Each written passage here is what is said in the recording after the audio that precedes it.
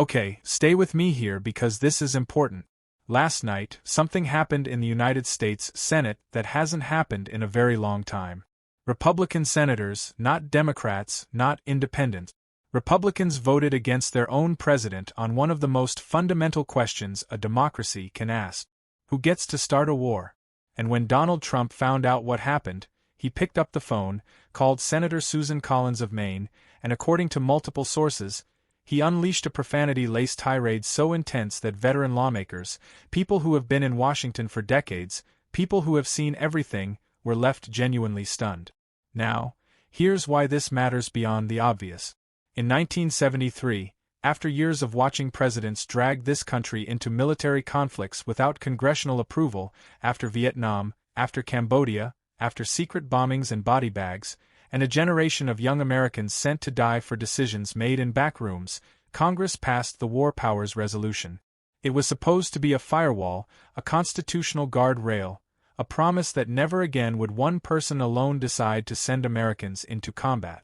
That law sat on the books for 50 years, and last night Republicans activated it against their own president. Let me say that again because I need you to understand what we're watching. The president's own party is now moving to legally restrain his ability to use military force. And they're doing it because of something this president said out loud in public where everyone could hear him. He floated military action against Greenland. Greenland, which is not an unclaimed territory, which is not some disputed island in the middle of nowhere. Greenland is part of Denmark.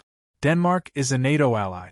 Denmark is a country we are treaty-bound legally, formally on paper to defend. And the President of the United States suggested taking it by force. Senator Chris Murphy laid this out in terms so stark they should be taught in civics classes. Any military action against Greenland would theoretically trigger Article 5 of the NATO Treaty, the collective defense provision, the promise that an attack on one is an attack on all. We would be attacking an ally. We would be at war with NATO. We would be at war with ourselves. And Republican senators heard that. They did the math. They looked at their constitutional oaths. And for once enough of them said, we need to draw a line. So they voted. And Trump responded the way he always responds when anyone anywhere dares to tell him no. Not with persuasion, not with negotiation, not with the tools of democratic politics, with fury, with threats, with intimidation. Now, here's where this gets really interesting and really dangerous. At the exact same moment this internal revolt was unfolding, at the precise moment Republican senators were voting to constrain presidential war powers, this White House announced a national emergency over Venezuelan oil asset. Now, on the surface, this sounds like it might be about energy security. That's certainly how it's being framed.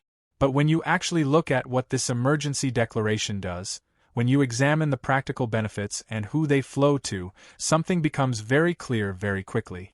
The immediate beneficiaries aren't American consumers. They're multinational energy companies.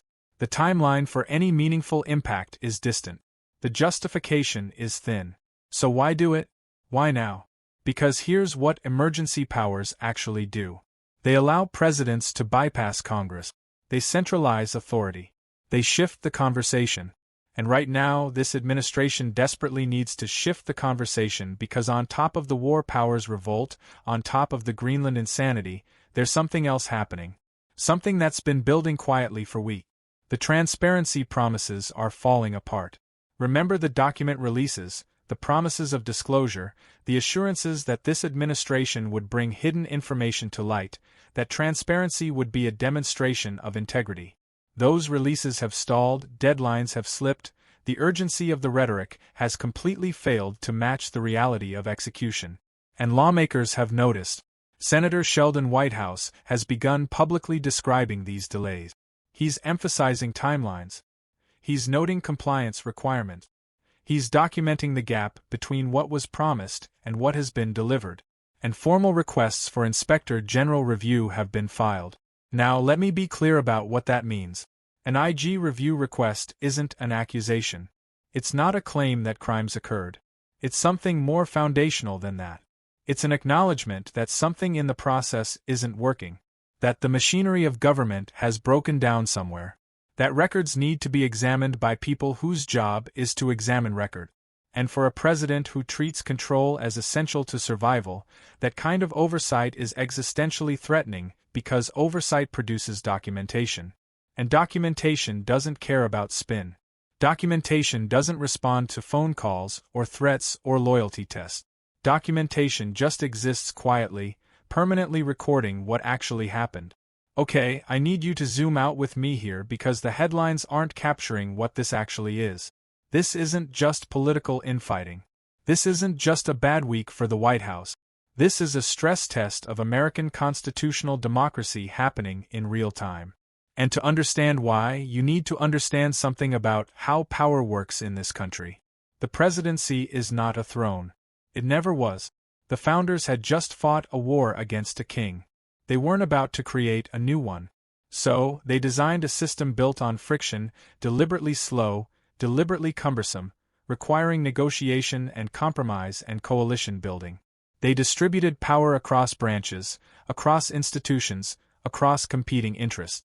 And for 250 years, that system has functioned not because every president respected it willingly, but because enough people within the system enforced it. What we're watching right now is a test of whether that enforcement still works. Because Trump doesn't just push against limits, he denies their legitimacy. Entirely. When he suggests military force against allied territory, when he indicates that treaties are suggestions rather than obligations, when he frames his own judgment as the only relevant standard, he's not just being aggressive. He's articulating a theory of presidential power that is fundamentally incompatible with constitutional governance. And here's the part that should keep you awake tonight. This isn't just about Trump. Whatever you think of him personally, love him, hate him, something in between, he won't be president forever. Eventually, there will be a different person in that office, and that person will inherit every precedent that gets set now. Every power that goes unchallenged, every norm that gets broken without consequence, every emergency declaration that Congress waves through without scrutiny, every threat against an ally that doesn't trigger immediate, overwhelming pushback. It all becomes part of the toolkit available to whoever comes next. Democrat, Republican, someone we haven't heard of yet. Presidents don't have party affiliations. They just exist, and once they exist, they are very, very hard to undo. This is what the framers understood. This is what constitutional scholars have been warning about for years, and this is what's finally breaking through to some Republican lawmakers. The realization that protecting the institution sometimes means opposing the person who currently runs it. Let me show you the pattern because once you see it, you can't unsee it. Challenge appears. Escalation follows. Crisis language drowns out oversight. Congressional pushback on war powers escalate the rhetoric about national security threat. Questions about stalled transparency. Declare an emergency about oil. Internal party revolt. Frame it as establishment betrayal. Demand loyalty tests. Pick up the phone and scream at Susan Collins. It's not random. It's systematic. And the system serves a purpose, keeping everyone moving too fast to focus on any single issue long enough to demand real answers. But here's what's different about this moment. Congress isn't just an audience anymore. At least parts of it aren't. The procedural machinery is starting to engage war powers resolutions, oversight requests, inspector general reviews. These are the boring, technical, unglamorous tools of constitutional accountability. They don't make for exciting television. They don't trend on social media. They don't generate the kind of conflict that drives cable news ratings. But they work. They work slowly. They work quietly. They accumulate documentation that doesn't go away. And they're being activated. Now, I know this can feel abstract. War powers, emergency declarations, congressional procedure. What does any of this actually mean for regular people trying to live their lives? Here's the answer. Everything. When a president can unilaterally commit military force, it's your children who get deployed, your neighbors, your community members. When emergency powers get abused, it's your tax dollars that get redirected without your representatives having any say. When transparency fails, it's your right to know what your government is doing that erodes. And when trust in institutions breaks down, really breaks down, the consequences ripple through everything. Markets become volatile because investors can't predict policy. Businesses hesitate to hire because the rules might change overnight. Allies reconsider their partnerships because they're not sure American commitments mean anything. Your retirement account dips because markets are nervous. Your cousin's deployment gets extended because foreign policy is chaotic. Your small business struggles because supply chains are disrupted by unpredictable trade actions. These connections aren't always visible, but they're real. The rules that govern presidential power exist to create stability, to ensure that no matter who holds the office, there are boundaries that protect the system from being captured by any single individual's impulses. When those boundaries get tested, when they might actually break, everyone feels it eventually. So, where does this go? I'm going to be honest with you. I don't know. Anyone who tells you they know exactly how this plays out is not being straight with you. But I can tell you what I'm watching for. I'm watching to see whether the Republicans who voted for that war powers resolution continue to hold that line, or whether they quietly return to alignment once the immediate controversy fades, once the primary threats start, once the base applies pressure. Because that will tell us whether this moment represents genuine institutional reassertion or just temporary turbulence before the system capitulates again.